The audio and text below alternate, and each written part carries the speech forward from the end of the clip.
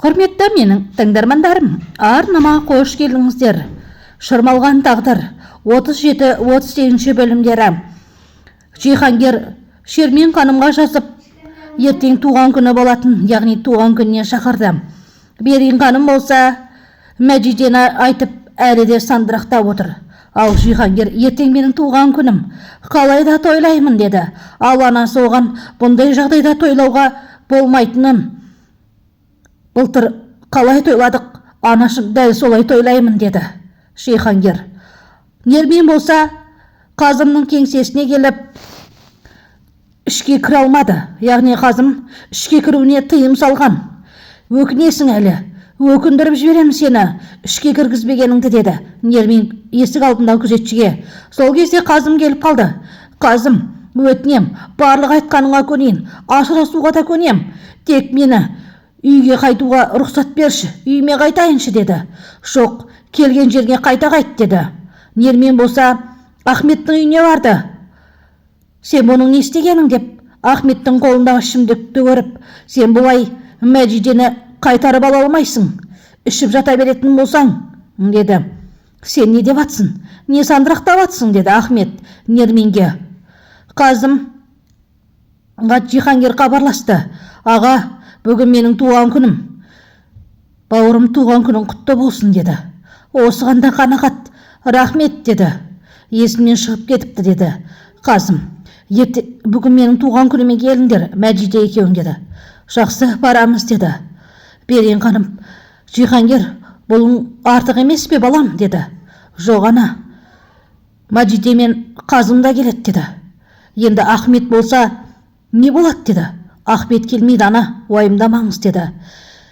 Нермен болса ұйқысынан боянып, бүгінгі күнім өте керемет болсын деп, Ахметтің бөлмесіне барды. Ахмет тұр деді. Сол кезде Мәжиде деп, шошып оянды Ахмет. Қандай Мәжиде деді. Қазым болса тілшілерге есеп беретін болды. Сыртқа шығып тілшілерге, мен Мәжиде ханымды сүйемін. Сіздерге бар шындықты айтам, мен әйеліммен ажырасам, деді. Оны естіген Мәжиде аузы аңқиып қалды. Қазым, енді осымен тарқаңыздар, мен партиядан шығам деді. Мәжиде Қазымның айтқан барлық сөздерін естіп тұрды. Сөйтті де, мен кеттім ана деді. Қайда барасың қызым деп еді. Қазымға барам ана, Қазымға деді. Қызым, тоқтай тұр, мен саған ақша берейін. Кешегі артық кеткендерім үшін кешірші қызым. Енді мен саған дұрыс ана бола алмадым деді. Сөйтті де Мәжиде Қазымға қарай құстай ұшып бара жатты. Ал Жиһангер болса Шермен ханымға хабарласып, бүгін міндетті түрде туған күніме келетін болыңыз деді. Соншама жағдайдан кейін бұл қалай болар екен деді. Ештеңе де болмайды, келіңіз деді. Мәжиде Қазымның көлігінің алдына түсіп қатты қуанды. Қазым, мен сені сүйемін, мен сені сүйем деп айқайлап, оған көліктен түсе сала еріне жабысып сүйе бастады.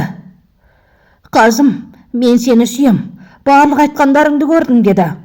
Ал Нермен болса Ахметке, Ахмет бүгін Жиһангердің туған күні, яғни ол туған күнде маска киіледі, мен де маска киіп барам. Ал сен Мәжиденің сүйген кезде мен суретке түсіріп алам.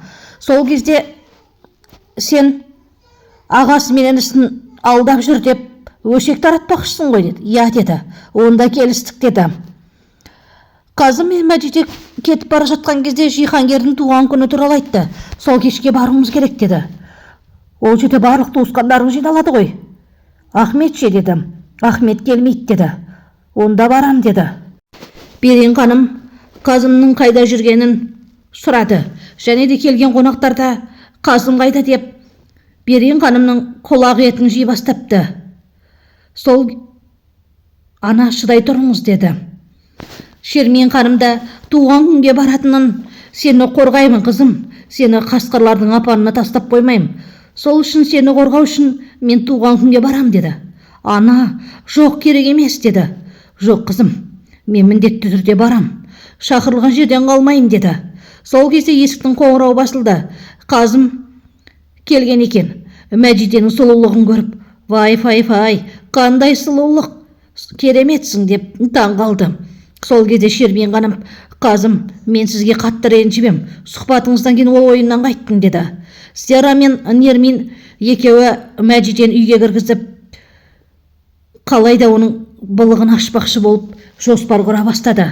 Оған Сера көмектесетін болды. Сол кезде Ахмет, сен Сераға бұның ақысына не бермекшісің деді. Мені бермейтін шығарсың деді. Жоқ, екеуміздің жауымыз бір болғаны қандай керемет деді Нермин.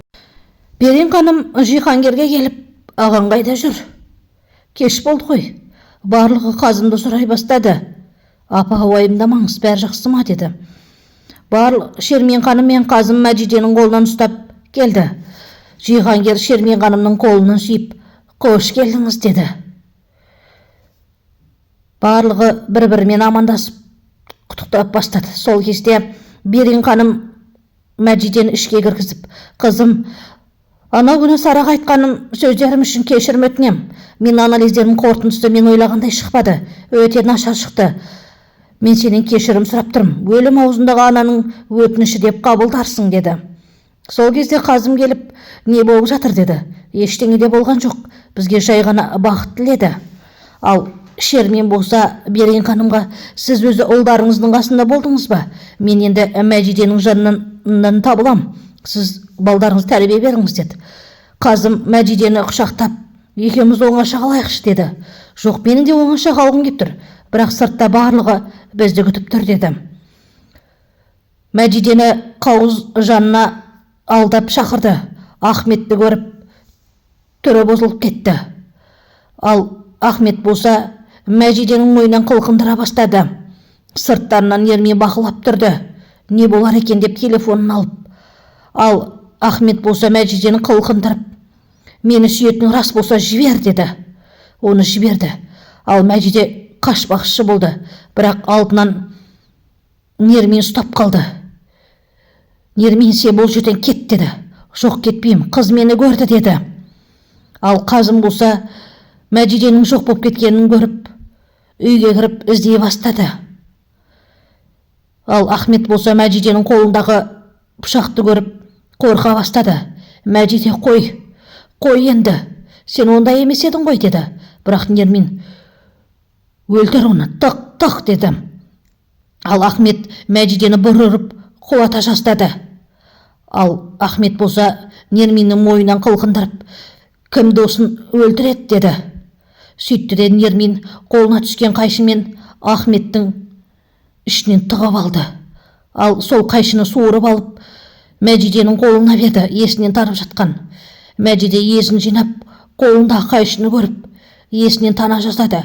Сол кезде Қазым келіп, Мәжиде, болды, шошыма деді. Ахметті көріп шошып кетті Қазымда. Мен істедім бе бұны? Мен істедім бе Қазым деді. Ештеңе етпейді. Жаныңда мен бармын, өзіңе кел деді. Ал Қазым, Ахмет тірі ме деп барды. Қазым Заферге Мәжидені ұстатып жерді. Мәжиде, өзіңе кел. Зафер Мәжидені алып басқа жаққа алып кетті. Кейін өзім барам деді. Мәжиде, өзіңе кел, Зафермен кет деді. Сонда да Мәжиде қорыққаннан не дерін білмей Зафермен бірге кетті. Ал Қазым болса Ахмет ұстап шылай бастады. Қолына қайшын алғанда анасы жүгіріп келді. Сен бауырыңды өлтірдің, жолама деді. Ал Нермин болса таксиге отырып қашып бара жатты, қорқып. Дәрігерлер келіп Ахметті алып кетіп бара жатқанда Шермен ханым қызын іздеуде. Ал оған Қазым, үйге барыңыз деді. Қызым қайда деп Шермен ханым айқайлады, бірақ оған ешкім де қарамады. Нермин баяғы лашығы, яғни қонақ үйге келді. Ақшасы көп екенін көріп, сіз өзі не үшін жүрсіз деді. Кедейлердің өмірін көрейін деп жүрмін деді. Мүмкін деді. Таза бөлме бер деді. Бөлмесіне кіріп Нермин, мен не істедім деп шылай бастады. Берен ханым қатты ашуланды. Апа, сабыр сақтаңыз деп Жиһангер сабырға шақырды. Қазымнан, бұл ауруханаға сенің не қатысың бар аға деді. Бұл аурухана сенікі ғой деді. Бұны сұрайтын уақыт емес деді. Сера Ниниге де хабарласып, Заферге де хабарласып ала алмады. Берейін ханым қатты ашуланды. Сен бауырыңды өлтірмекші болдың деді. Ясмин оны естіп, жыларман халде болып тұрды. Бұның бәрі ана қыздың кесірі ғой. Сол қыз істеді ғой. Мен оны түрмеге жабам деп Берейін ханым ашуланды. Нермен болса, әлі де не істерін білмей, Ахметті пышақтағанына өкініп отырды, жылап. Оған Мәжидені кінәлі. Зафер Қазымға хабарласып, Мәжиде сізбен сөйлеспекші деді. Зафер, мен қазір барам, күте тұр деді. Сол кезде Зафер, Мәжиде ханым, бұл қалай болғаны, есіңізге түсіріңізші деді. Менің есімде ештеңе де жоқ деді. Білмеймін деді. Барлығын құлатқан кезде ұрып жібергені есінен танып қалған сияқты. Сара Мәжидені іздеуде, анасы да. Ол қайда екен? Ахметті пышақтаған Мәжиде болуы мүмкін. Бірақ ол бекерден пышақтамайды. Оған кінәлі Ахметтің өзі болуы мүмкін, деді. Бірақ қызым ештеңе айтпады. Қызым қайда екенін де білмеймін деді Шермин. Дәрігерлер Ахметтің жағдайы ауыр екенін, бірақ дәл қазір ештеңе айта алмайтындарын, ертең көзін ашып есін жиған кезде толық жағдайын баяндап береміз деп айтты. Жүрегі екі рет тоқтаған деді.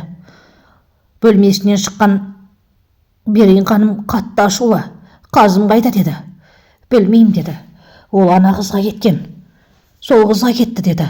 Ал Қазым болса Мәжидеге келіп, Мәжиде, барлығын есіңе түсірші. Не болды? Қастарында кім болды? Бұл қалай болды деді. Білмеймін. Біреу жуынатын бөлмеде қат қалдырды. Ол қатты сен деп ойладым. Зафер Сераға хабарласып, мен жұмыстамын, офистемін деді. Сен қандай офистесің? Түн жарымда өтірік айтпа деді. Сера, фильмнің жалғасы бар. Арнама тіркеліп кетеміз.